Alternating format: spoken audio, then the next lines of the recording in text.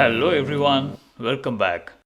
The Arab Spring is a wave of pro-democracy demonstrations, protests, uprisings, riots and civil wars that started in December 2010.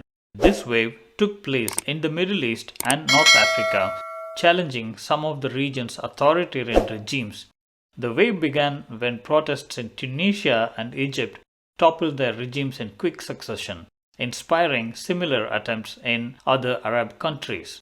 In Tunisia, in December 2010, the first demonstrations took place in central Tunisia, catalyzed by the self-immolation of Mohamed Bouazizi, a Tunisian vegetable vendor who was just 26 years old, set himself on fire to protest against harassment by local officials, that is, the police. On 4th January 2011, Bouazizi dies. His gesture went viral, sparking protests against the cost of living and the country's authoritarian president Ben Ali.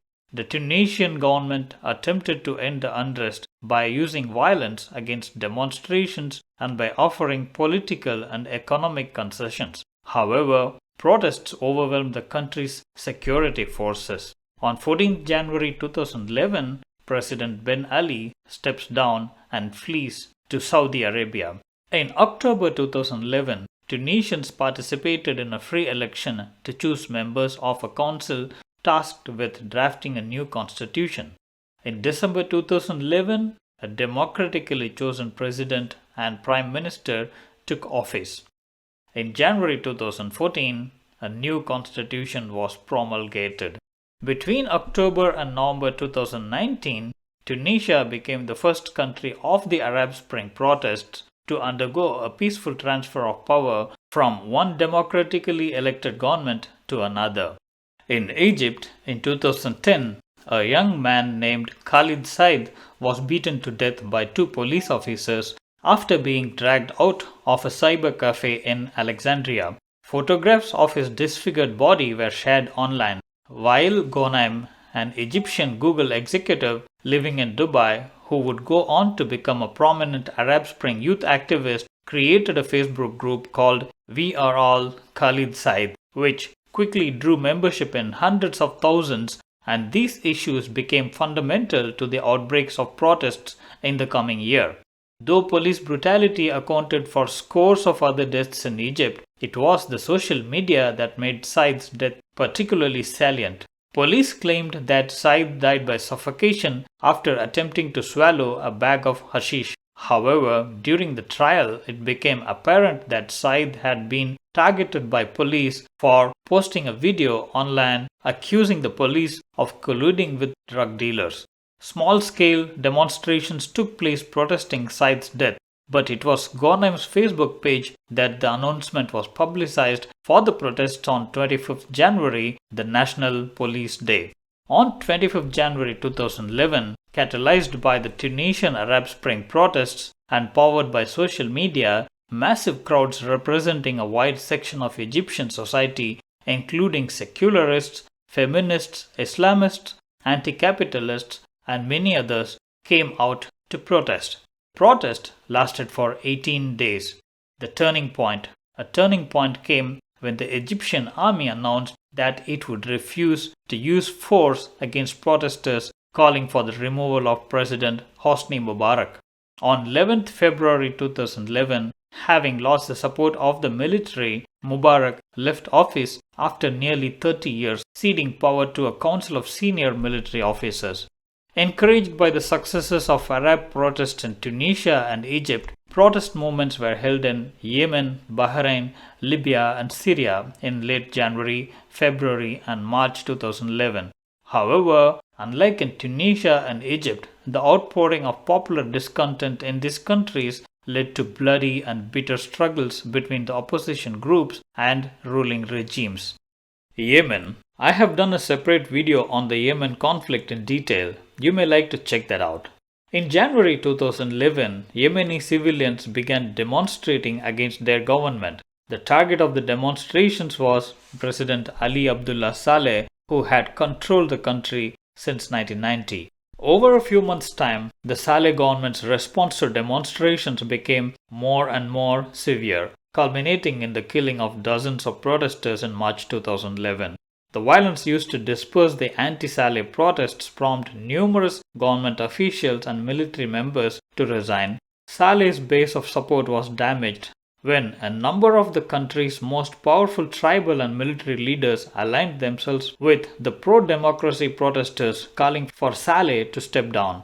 When negotiations to remove Saleh from power failed, loyalists and opposition fighters clashed in Sana'a. In November 2011, after a series of dramatic events, Saleh resigned and signed an internationally mediated agreement calling for a phased transfer of power to the Vice President Mansour Hadi. In February 2012, Hadi took over governing responsibility and assumed the presidency after standing as the sole candidate in a presidential election. He was originally intended to hold the office for 2 years, during which he would guide the drafting of a new constitution and prepare for presidential election in 2014. However, before his transitional process was finished, conflict once again broke out in Yemen. In 2014, the Houthi rebels seized control of important government buildings and residences in the Yemen capital of Sana'a in protest of fuel subsidy reforms and seeking a greater say in the new constitution. In 2015, Hadi resigns from office, sparking a civil war in Yemen, which prompted the Saudi Arabian government to intervene. The civil war continues even as of today, and the entire country is in the grip of a humanitarian crisis, including high rates of illness, displacement, and food insecurity. Yemen's political future remains deeply uncertain. Bahrain. The Bahraini protests were a series of demonstrations accounting to a sustained campaign of non-violent civil disobedience and some violent resistance. It escalated to daily clashes after the Bahraini government repressed the revolt with the support of the Gulf Cooperation Council and Peninsula Shield Force. The mass protests demanding political and economic reforms were led by Bahraini human rights activists and members of Bahrain's marginalized Shia. In the aftermath of the protests, dozens of accused protest leaders were convicted of anti-government activity and imprisoned. Hundreds of Shia workers suspected of supporting the protests were fired and dozens of Shia mosques were demolished by the government. In November 2011, an independent investigation into the uprising concluded that the government had used excessive force and torture against protesters.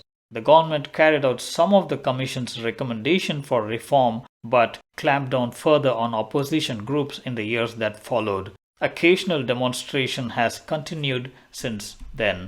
After the state of emergency was lifted in 2011, the opposition party IWefaq National Islamic Society organized several protests attended by tens of thousands. The police response was brutal. The police carried out a campaign of intimidation through midnight house raids in Shia neighborhoods, beatings at checkpoints, and denial of medical care. Close to 3,000 people have been arrested and at least 5 died due to torture in police custody. The Arab Spring created uncertainty for the economy in Bahrain. People suffered dramatically from the protest. Bahrain continues to remain in a state where restrictions are imposed on expression, association, and assembly. The biggest violations faced in Bahrain are all pertaining to human rights. Elections are neither free nor fair. Opposition voices are systematically excluded and repressed, and independent media have been effectively banned from the country.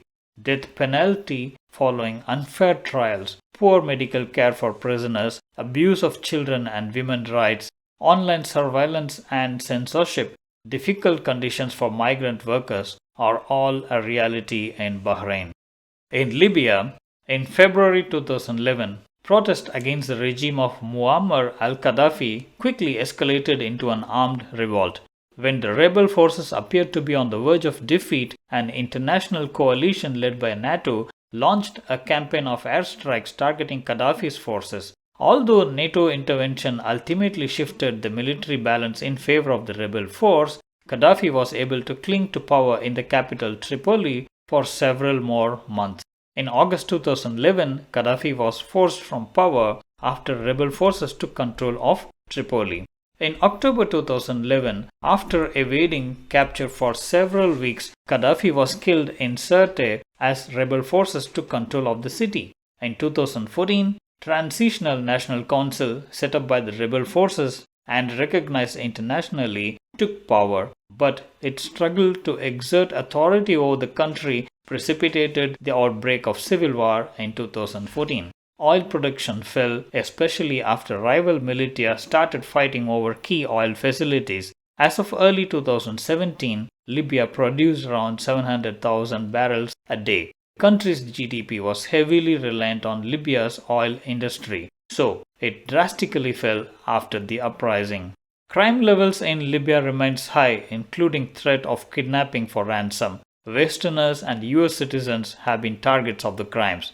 Terrorist groups continue plotting attacks in Libya. Violent extremist activity in Libya remains till today. In Syria, in March 2011, protests calling for the resignation of President Bashar al-Assad broke out in southern Syria and spread throughout the country. The Assad regime responded with brutal crackdown against protesters, drawing condemnation from international leaders and human rights groups. In August 2011, a leadership council for the Syrian opposition formed in Istanbul, and opposition militias began to launch attacks on government forces. In spite of the upheaval, Assad held on to power as he was able to retain the support of critical military units composed largely of members of Syria's Alawite minority, to which Assad also belonged. Meanwhile, divisions in the international community made international military intervention impossible. Between October 2011 and February 2012, Russia and China vetoed United Nations Security Council resolutions meant to pressure the Assad regime. They opposed any measure that would lead to foreign intervention in Syria or Assad's removal from power. The escalation of violence, fed by funding and arms from several rival countries interested in the outcome of the situation, culminated in a devastating civil war and a massive refugee crisis affecting millions.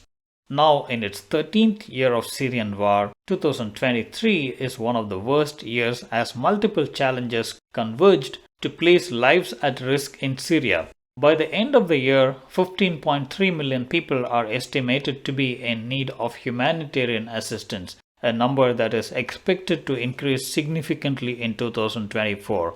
The aftermath of Arab Spring in various nations led to waves of violence and instability, now known as the Arab Winter. Although the long-term effects of the Arab Spring are yet to show, its short-term consequences varied greatly across the Middle East and North Africa. Sparing Tunisia and Egypt, and to some extent in Bahrain, the Arab Spring is characterized by extensive civil wars, regional instability, and demographic decline of the Arab League. Except in Tunisia and Egypt, where the existing regimes were ousted and replaced through a process of free and fair election, the revolutions were considered short-term success. The long-term consequences, however, seem to be the rise of sectarianism contributed by proxy wars and the escalation of Iran-Saudi Arabia conflict. With no end in sight, it seems less likely that the conflicts in the aftermath of the Arab Spring are to go away soon. Thanks for watching. I'll come back with my next video. Till then, bye bye.